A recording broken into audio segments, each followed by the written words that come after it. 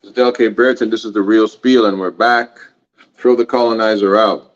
Sorry about the issues with the last broadcast, but we're back in it again. My man Herman Rome, H2O, is about to come back in the building. We were here having a in-depth discussion until we realized that we could not be heard. Still no sound, my brother. Hold on a second. I know. Come on. This don't make sense. This don't make no sense. Still. No sound. That's wild. That's crazy.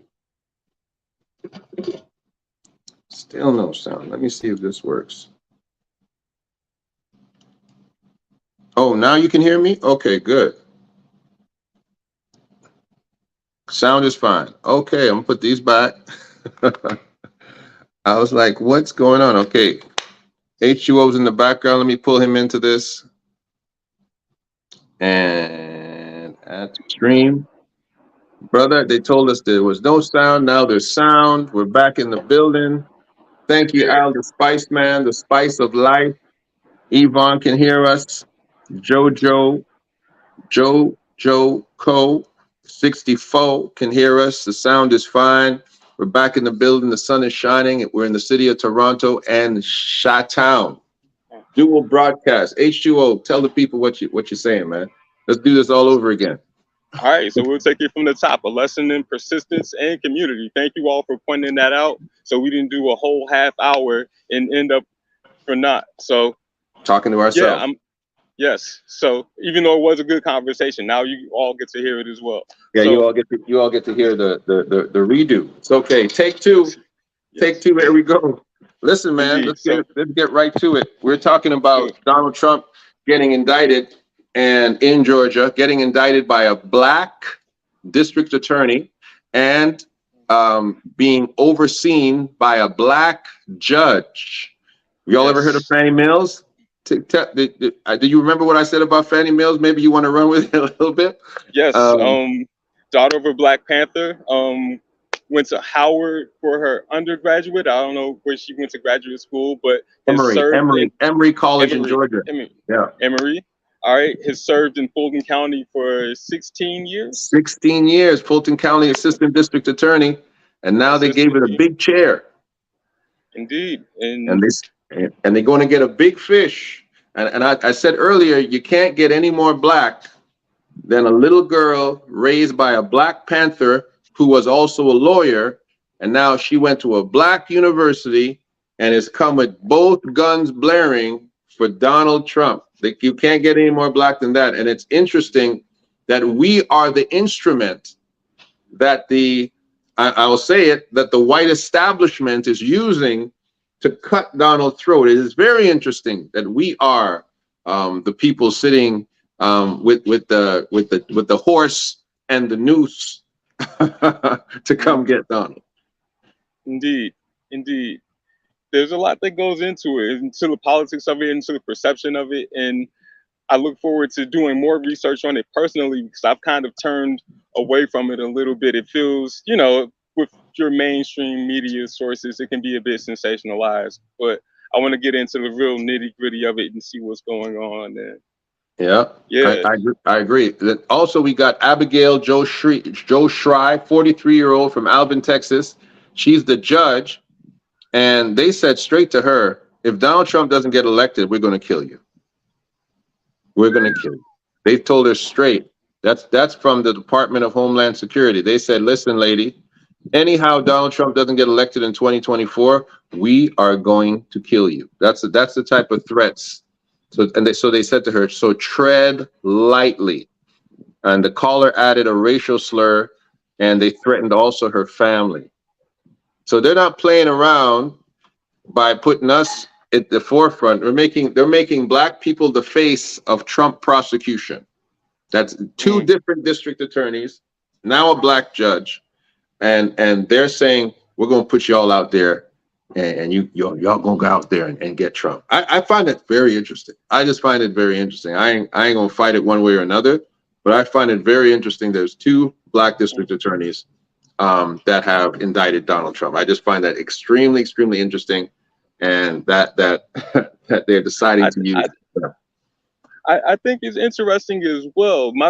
immediate inclination is to look at it as they want to satiate us and go, now we get to get this symbolic, because ultimately if Trump goes down, what does it do for us as a community? I understand a lot of people don't like him, justifiably so, but I'm still looking at tangible stuff for us. I think we in this society, when we talk about justice, we think about punitive measures against the offender, when justice is really about restoration for the person who was, transgressed upon. So, like, that's why I guess the Trump thing for me is like, if they get him, if they don't, whatever, I guess it could impact the election, of course. So it's relevant for that reason.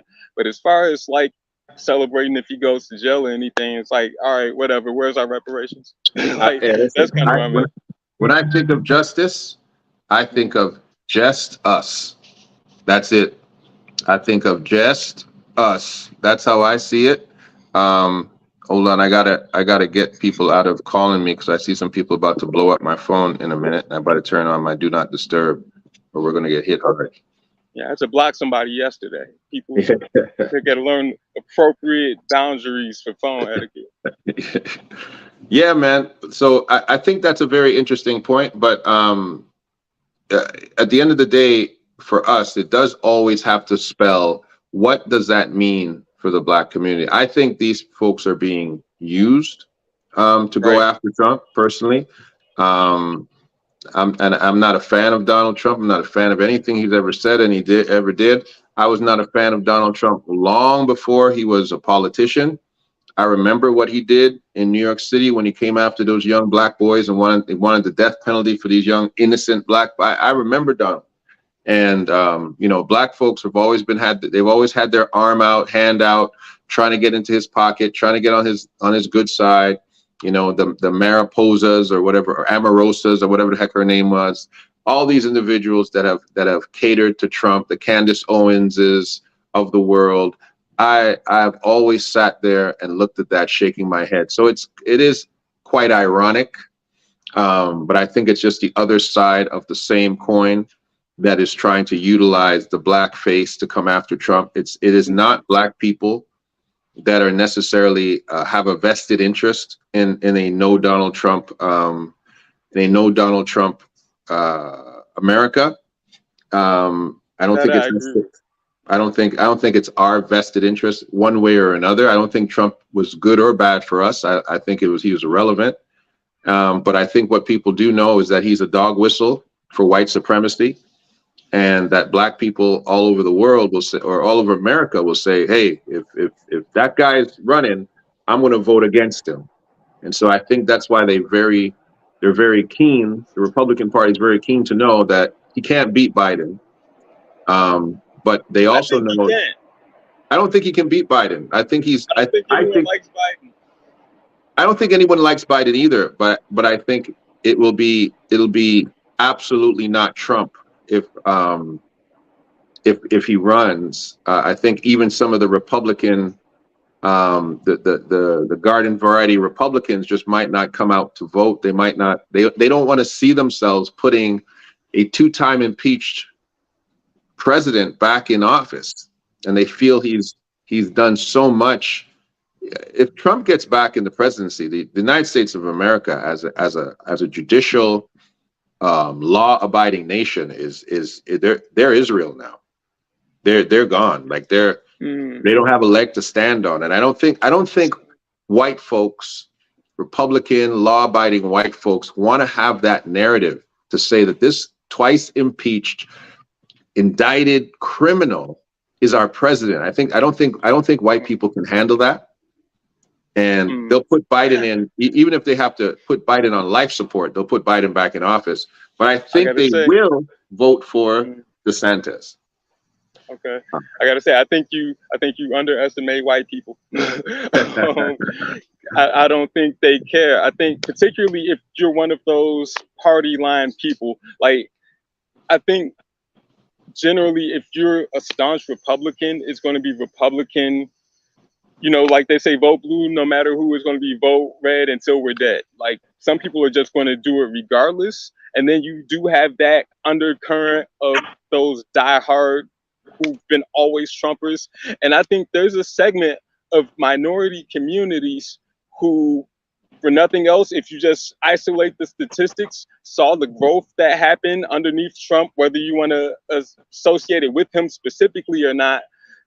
It's kind of one of, in the same way that this is working with where you have black faces being used to go after Trump, whether it's fair or not, people are just going to associate it and go, well, it's them, so they're the problem. So you see the growth, and it's going to be, it's kind of like they're going to go, well, it was under him, so he gets the, it's like being a quarterback kind of thing. He gets the credit for all of Obama's stimuli that had nothing to do with him. Yeah, I saw that take place, and so many people so I made great money with Trump. Every time he tweeted, I made money.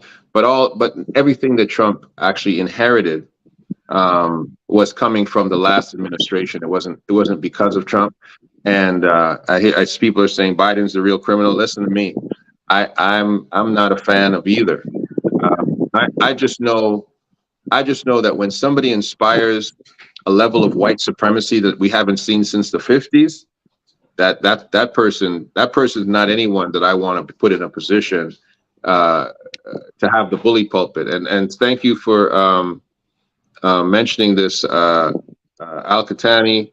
He says Scott McAfee has been assigned. He's been a judge for 6 months. I think I'm hearing some sound in the background right now. Me, I got food happening in the background. Maybe that's what you. But are you hearing anything else? You good? Yeah, I think I'm hearing the. Okay, there we go. Okay. Scott McAfee has been a judge for 6 months, and he's now assigned to Trump's Georgia case. He's 34 years old. I got underwear and T-shirts older than this guy, and so they just assigned him there. I don't know how new this is. This is 2 days ago that he's been assigned to preside over Trump's case. So he's the new judge that's sitting there to look that over. Thanks for that. So he was just put there a couple of days ago to be the judge. So I guess they got to that black lady. I guess she didn't want to deal with that. And like I said, Robert, I think they're all criminals personally, brother. I think they're all same. So, I guess that was the endearing part about Trump for a lot of people, myself included, on some level, is that at least he just said it. Yeah, it's us. Like the moment that he had with Hillary speaking about taxes is like, it's the dichotomy. It's the Malcolm X dichotomy of the Southern races versus the Northern races. Of like the Southern races, you know where you stand with them. The guy up north, he's going to smile in your face, and that's kind of who Biden is. Yeah. They're like Canadians. Canadian racism. You know, they invite you to sit down with them and everything, but then they whisper, make sure you burn that chair after he gets up from that. They're completely different. They're completely different level of racism. Completely different type of racism. The Southern guy will tell you, we don't want no niggers down here. And it was, and I'll say a couple other things as well. I've heard testimonies of people like a Judge Joe Brown, who's gone to bat for Trump, speaking to his character about like him helping black investors without asking for anything back, things like that. And something in particular that happened for me was I was listening to NPR. I was a regular NPR listener, and it was just, you know how it was, like we can look outside of it now. When Trump was in office, it was every single day there was something. He said this, he did that, he offended this person. So I'm just listening, and they're saying he did something. I don't even remember what it was. And I went, not typically just wasn't listening to full-on speeches. I went and listened to the speech, and honestly, it just wasn't anything that they were saying. Like they said that it was like he's doing all of these things, he's being offensive, and it was like the most regular pedestrian presidential speech. It was like, I think the media does a bad job. Like if this guy's really as bad as you say he is, just let him be that. But when you try to hype it up and ultimately take things out of context and all of that, it kind of builds the furor around it, like fervor rather, Freudian slip there, but the fervor around him, and it makes people galvanize behind him when they're playing dishonest games. People defend him when they say that, well, you're picking on him for nothing. But the other side of it is, when Obama got in, and I'm not going to stay on this topic long, but when Obama got in, the Republican Party did so much to stop him, so much to stop him, that when that what took place with Donald was essentially just desserts. I mean, they never indicted Obama. Obama won the Nobel Peace Prize. No sitting president has ever won the Nobel Peace Prize. They effectively got rid of Trump, and he's a one-term president. He was indicted. He's been indicted twice. He's been impeached twice. He essentially tried to overthrow the nation itself. He's definitely the worst sitting U.S. president in memory. Has to be. And definitely in memory. And Reagan, the I don't think he's Democrats worse than gave him Reagan. back. Say it again. I don't think he's worse than Reagan. Reagan's bad. I think what Reagan represented, though, Reagan represented a Cold War mentality that the USSR are evil, we are good, and that we will hold the line and we will win. And so Reagan's famous quote, "Mr. Gorbachev, tear down that wall." That entire dismantling of the USSR and breaking up that empire. Reagan will forever sit in a place, and his war on drugs, which was a war on us. He will forever sit in. Yeah, it was a war on blacks. He will forever sit in a place where his resume is almost impeachable until you do some background. But Trump's resume is a mess, right?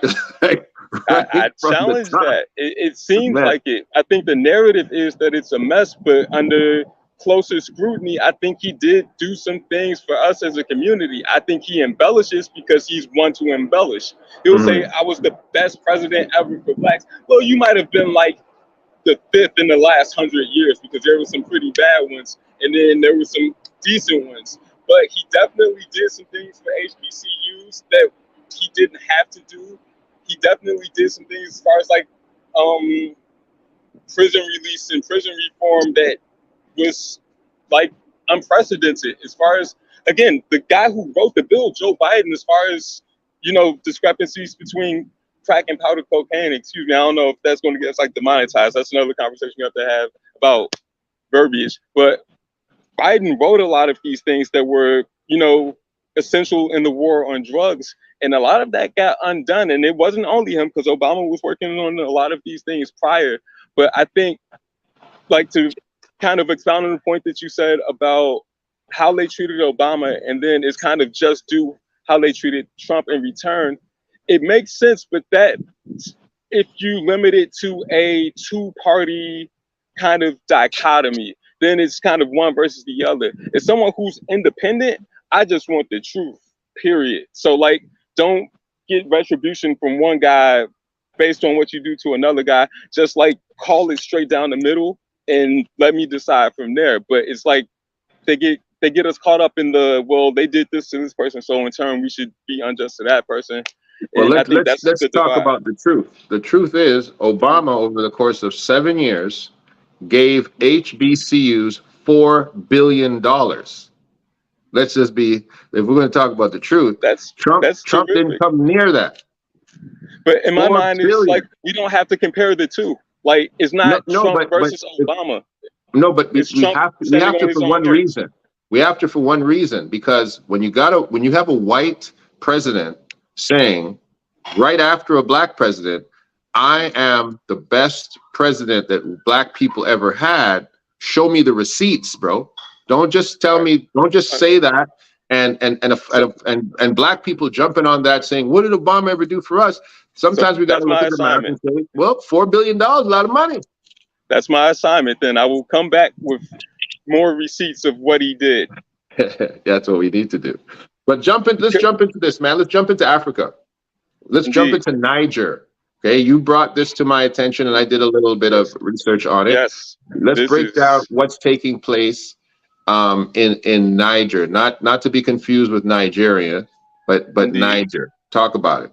Indeed. So basically, just in short, for those who are aware, colonizers have been everywhere where there's been people of color, and they've pillaged. They've done what colonizers do. We understand that. We can keep that part short. So in a lot of these places, the colonizing countries, whether it be the Dutch or the French or the United States, they keep embassies, they keep military bases, things of that nature to kind of keep their vestiges of power, to keep their kind of outposts to make sure and oversee how things are going. Well, in Niger or Niger, they're over it, because what will happen is in these places, people will come together, they'll start to rebuild, and they have their own infrastructure that they want to implement, and you'll have someone come to undermine it. If, like, for example, if you think about the Black Lives Matter organization here in America, where you had this grassroots foundation, but it got co-opted by big money and led in a way that wasn't what it was originally set out to be. Well, this happens to entire nations. And in Niger, they saw this repeated cycle of, all right, we'll have our thing, and then it'll get overturned or it'll get infiltrated. And because they're sick of it, they kicked all of the French formal actors out. They got the embassy out of there.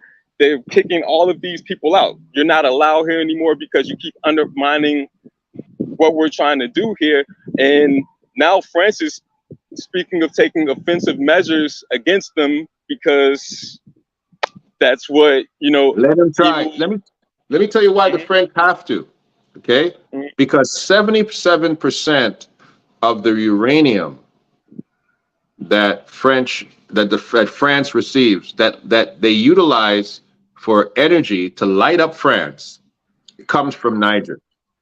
And this is the craziest part, because this is what this country is rich in: uranium. We know what uranium is used for, especially enriched uranium. So that's your nuclear weapon, right, what you require. But think about this: 80% of Niger, 80% of the country, of the population, are impoverished.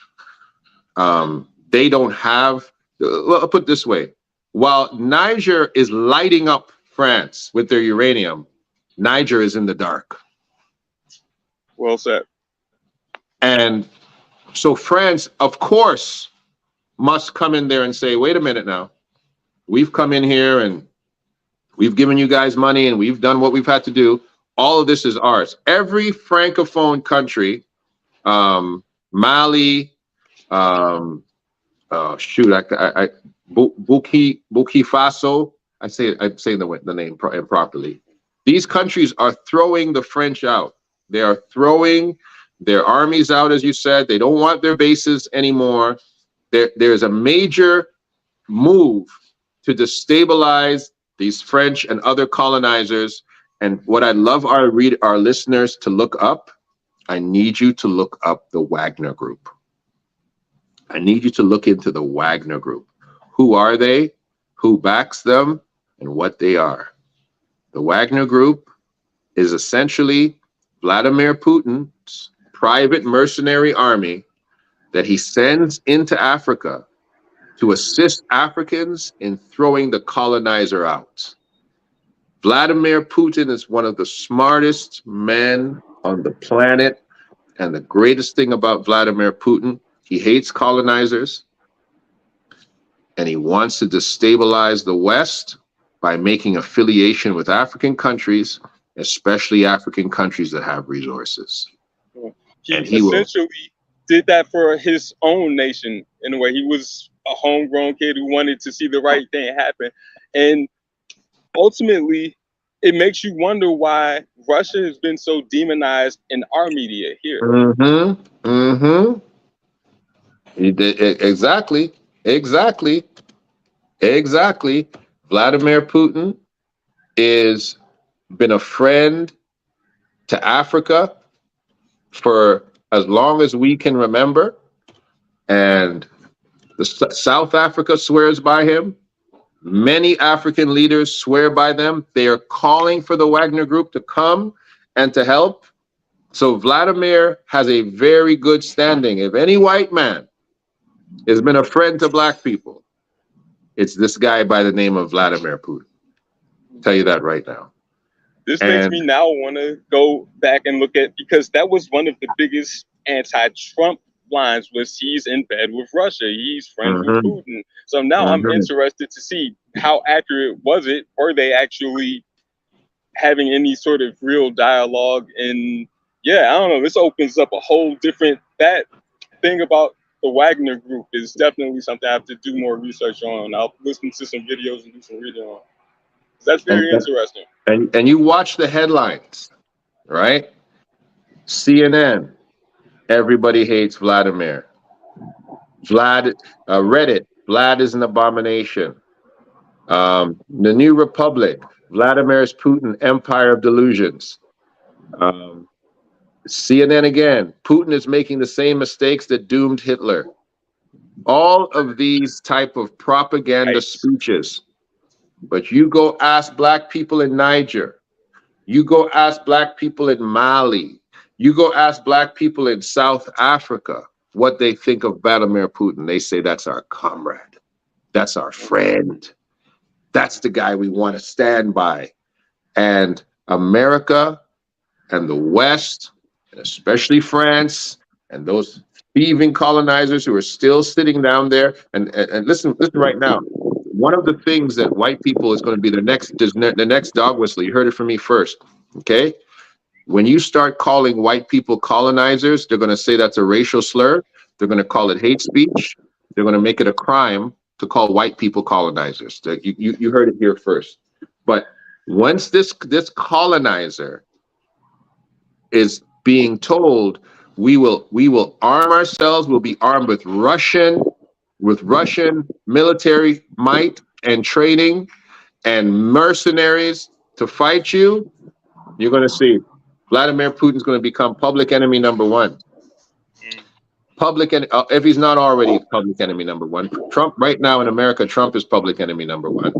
But they're chasing the wrong guy. And while America is infighting with each other, Vladimir Putin is setting up. Watch what he's doing. He's doing two things at the same time.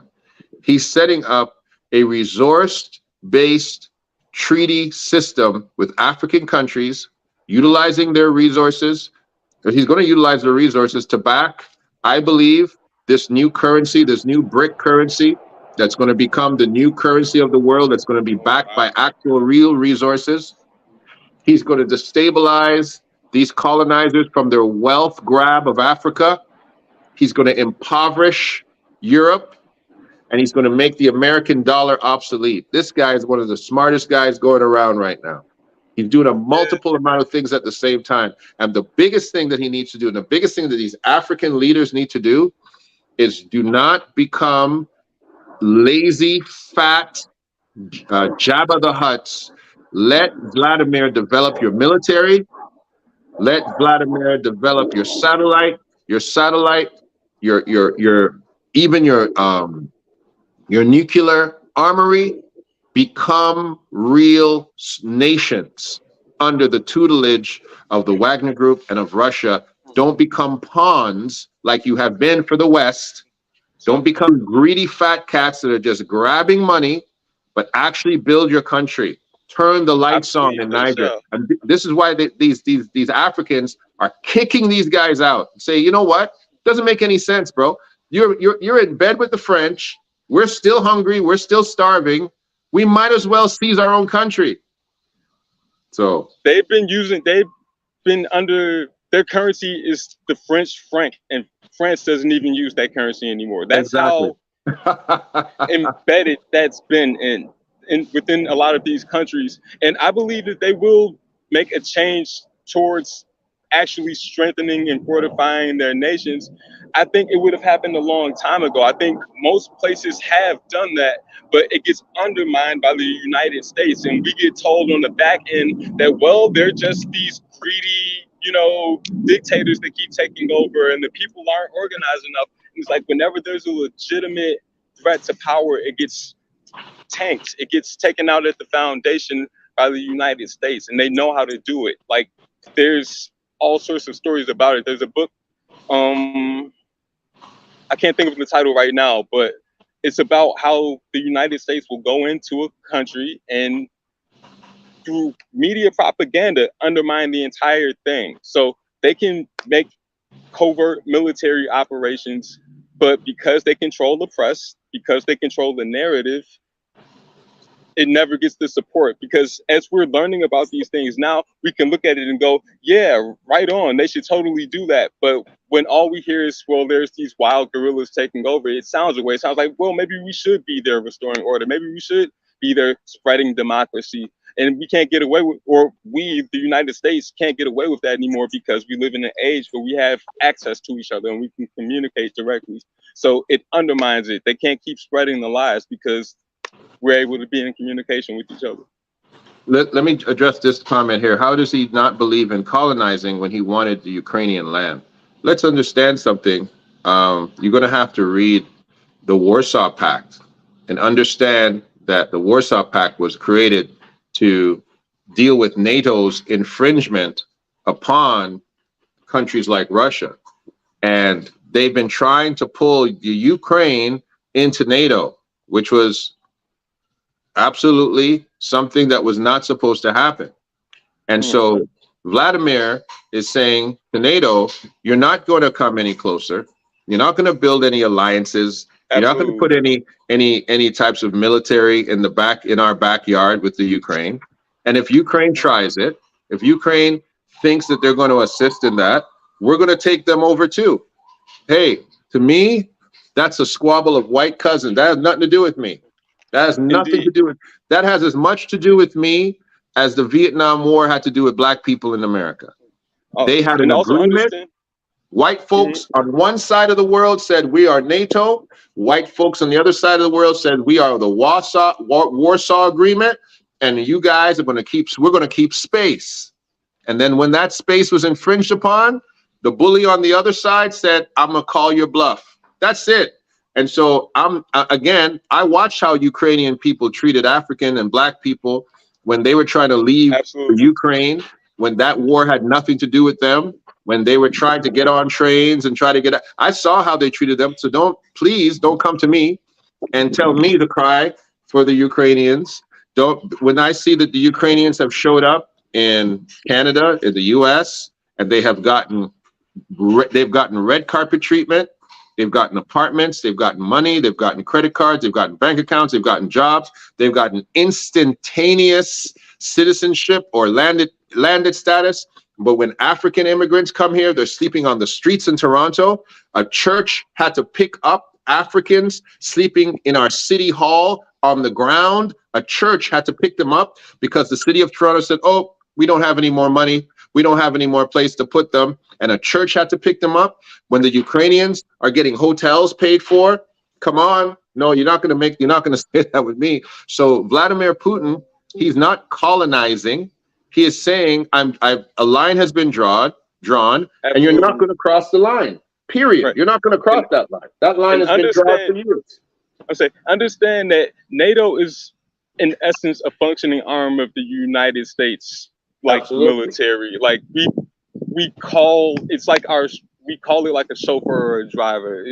We're the main power behind it. So if they're in bed with Ukraine, if Ukraine joins NATO, it's basically like the same way we would set up a military base in another country, something like that. It's like the United States, your sworn enemy is right at your front door at this point. And they're trying to use that as leverage. It's a thing. And Putin's like, no, you can't get that close. That's right. And NATO, that alliance, I understand. White folks are deadly afraid of Adolf Hitler coming back, and they're trying to paint Putin as a new Adolf Hitler. Well, let me tell you something. Okay, if you are afraid of Adolf Hitler, and you are afraid of individuals developing a propaganda machine that was going to come for the West, then one of the smartest things that you would have done is you would have went into the largest human population area with the richest amount of resources, and you would have helped develop them to make sure that Africa will forever be on the side of the West. But you failed miserably. Sounds like projection to me. It sounds like you're saying you're scared of this thing when you really are the thing. That's right. That's right. And if you're scared of something, get friends. Putin said, not only am I not afraid of you, but what I'm going to do is I'm going to go into the areas that you have forsaken and let down. I'm going to go to Africa when you allowed these people to be under the apartheid regime, and America benefited from apartheid like any other colonizer. And I'm going to go in there and I'm going to help them fight you. I'm going to help them fight you. That's what he did in Afghanistan. So I'm going to go in there and help them fight you. Right? So I'm not mad at anyone who comes to the table to say, hey, man, this guy's been standing on your neck for a while. You want me to help you get his foot off your neck? Well, thank you very much, Mr. Vladimir. Please take his foot off of our neck. Please take his colonizer foot off out of our countries, out of our various African countries. Please allow us to speak our own languages. Go ahead. My enemy's enemy is my friend. Absolutely. And Putin has never been an enemy to black people. Never. He doesn't have a track record for it. And if he does, I haven't seen it. And if you've seen it, show it to me. Period. But when you have a Western narrative that has evidence every day up until today of presidents and leaders and law enforcement and laws and up and coming leaders like this racist coming out of Florida, who is one of the biggest reasons that black people are afraid all over America, DeSantis. You've got guys like that raising up their head, and you want to talk about Vladimir Putin, who wants to support African countries from destroying colonies. Come on, man. We're not gonna sit here and have real conversations with you. And it comes back, same name we keep bringing up from last week, Malcolm X. The media has the power to make the innocent look guilty and the guilty look innocent. Right. That's power. So we have to, this is why our communication with each other and comparing notes is of the utmost importance, because it's totally reasonable to have a false narrative and believe it, because, I mean, you see it so many times put in front of you in so many different ways, on your phone, on your television, on your print media. So it's not even wild to think that people are believing some things that maybe aren't true. But that's why our communication is of the utmost importance, and why they always try to tear it apart. Yep. So, well, brother, that's it, man. We have to get on here with 37 minutes into this show. We add some of the other ones, but I appreciate the conversation. Again, I'd like everybody to look into the Wagner Group. Let's have a really good bipartisan conversation about what is really taking place in America, in the American political system. I do want people I want to remind you of a video I did earlier. Look into who supports cryptocurrency and what is taking place with this new rise to regulate cryptocurrency in America. That is going to be one of the most powerful engines behind who is going to be your next 2 or 3 presidents. Let me tell you something, Sam Bankman-Fried, however you say his name, he put that down payment down for the crypto world. And I'm telling you right now that the cryptocurrency conversation is what is pushing support for the next couple of US presidents, because cryptocurrency, who will be the dominant coin, which coins will be allowed to be regulated and to be utilized, that's going to create not just billionaires, but trillionaires over the next 2 administrations. And it's a very important conversation. Which coins run America and the world? Going to be very important conversations. And those people who are behind it, watch what DeSantis is saying about crypto. He is very pro-crypto right now. He's changed his stance. He's very pro-crypto. Trump, not so much. Biden, not so much. So watch that. Pay attention to that.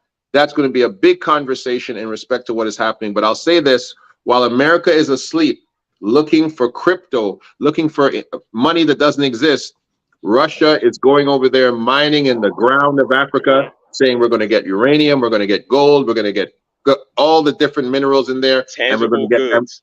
Yep, and we're going to go and get those people ready for war. So America can fall asleep with their pocketbook, but Vladimir Putin's out there digging in the ground, doing it the old-fashioned way. So you guys keep your eyes open.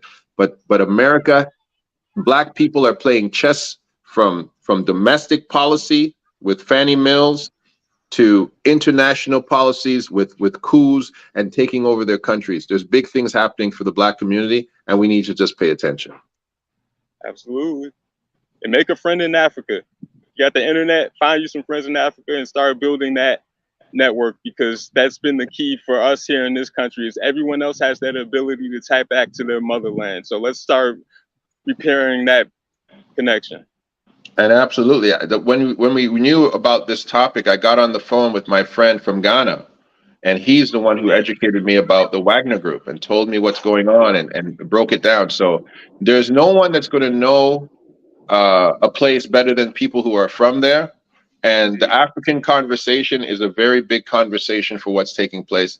Africans in America are going to have to pick a side very soon. And playing these parlor politics in America, you're never going to benefit from it. You're going to have to pick a side very, very soon. And it's not red or blue. This is the side I pick.